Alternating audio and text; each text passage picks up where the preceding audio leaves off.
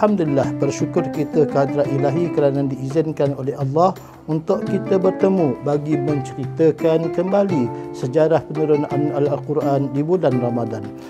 Bulan Ramadan yang padanya diturunkan Al-Quran menjadi petunjuk bagi sekalian manusia dan menjadi keterangan-keterangan yang menjelaskan petunjuk dan menjelaskan perbezaan antara yang benar dengan yang salah. Surah Al-Baqarah ayat 185. Allah Ta'ala nyatakan dalam Surah Al-Qadar, Inna anzalnahu fi laylatil qadr. Maka jelas di sini bahawa Al-Quran sebenarnya diturunkan pada malam Lailatul Qadar. Allah Subhanahu wa Ta'ala menyatakan bulan Ramadan yang diturunkan pada Al-Quran sebagai petunjuk kepada manusia dan keterangan-keterangan kepada petunjuk itu juga sebagai pembeza antara yang hak dan yang batil. Dalam kehidupan kita ini, apa yang perlu kita ambil iktibar dan kepastian adalah bulan Ramadan akan pergi meninggalkan kita. Lailatul Qadar juga akan meninggalkan kita. Tetapi satu-satunya yang tidak pernah meninggalkan kita adalah Al-Quran itu sendiri. Dan kalau kita lihat, Imam Asy-Syafi'i telah mengira jumlah huruf dalam Al-Quran dan mendapati jumlah huruf dalam Al-Quran adalah sebanyak 1,027,000 huruf. Cuba kita bayangkan satu huruf bersamaan 10 kebaikan ataupun 10 pahala. Maknanya setiap kali kita membaca Al-Quran dan khatam Al-Quran, kita akan dapat 10,271,000 pahala. Ya? Jadi nak ceritakan kepada kita, paling penting bukan setakat kita mengkaji sejarah penurunan Al-Quran, tetapi bagaimana untuk kita istiqamah baca Al-Quran.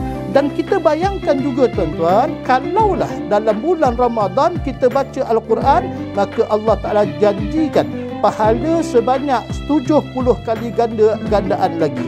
Maknanya daripada pahala yang melebihi daripada 10,270,000 tadi, maka kita kalikan dengan 70 kali lagi, maka kita akan dapat 718,900,000 pahala dalam bulan Ramadan. Ada satu fakta menarik yang saya nak kongsikan di sini, yang mana seorang sahabat Qatadah menghatamkan Al-Quran satu kali setiap minggunya di bulan-bulan biasa. Namun pada bulan Ramadan meningkat menjadi satu kali khatam dalam 3 hari. Setiap hari dia baca 10 juzuk Al-Quran. Sementara memasuki 10 terakhir bulan Ramadan, Qatadah menghatamkan satu kali pada setiap malamnya. Dia baca 30 juzuk dalam satu hari, satu malam. Kemudian ada kisah yang menarik di mana imam kita, iaitu Imam Asy-Syafi'i, menghatamkan Al-Quran sebanyak 60 kali ketika bulan Ramadan. Sedangkan Imam Malik akan menyudahi aktiviti mengajarnya pada bulan Ramadan untuk fokus membaca Al-Quran. Dan kalau kita lihat ulama besar yang bernama Sufyan Ats-Tsauri pula, iaitu seorang ulama yang memiliki keilmuan setara dengan imam-imam, imam yang empat itu Imam Abu Hanifah, Imam Malik, Imam Syafi'i dan Imam Ahmad bin Hanbali, meninggalkan ibadah sunnah untuk lebih fokus membaca Al-Quran. Jadikan Al-Quran sebagai teman. Sebab Nabi SAW pesan kepada kita dalam sebuah hadis, Iqra'ul Quran fa innahu ya'ti yaumal qiyamah syafi'an li ashabi. Bacalah Al-Quran sebab Al-Quran akan jadi teman dan kawan dan akan menjadi lawyer ataupun kita punya pembela dalam kubur nanti, dan insya-Allah menjadi pembela bagi kita di hari akhirat. Jadi sidang penonton yang dirahmati Allah sekalian, pesanan saya kepada semua, kalau kita belajar tentang kelebihan, ada yang dinyatakan oleh Allah dalam surah Al-Fajr ayat yang ke-19. Apakah dia antara pahala-pahala besar yang boleh kita dapati daripada aktiviti baca Al-Quran? Allah Ta'ala nyatakan, Innal ladzina yasluna kitaballah wa aqamus salah wa yunfiquna mimma razaqnahum sirra wa alaniyah yarjuna tijaratan lan tabur.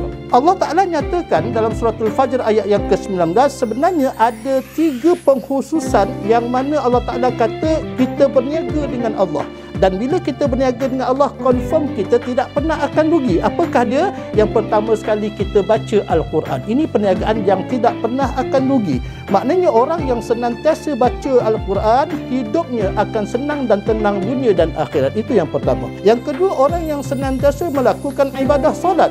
Orang yang senantiasa melakukan ibadah solat fardu dan solat sunat secara istiqamah, hidupnya juga akan senang dan tenang sebab dia senantiasa berniaga dengan Allah. Dan yang ketiga, orang yang senantiasa bersedekah, sama ada secara sembunyi ataupun nyata, insya-Allah dia akan berbahagia juga dunia dan akhirat, sebab dia senantiasa mendapat keuntungan daripada perniagaan yang dilakukan dengan Allah Subhanahu wa taala.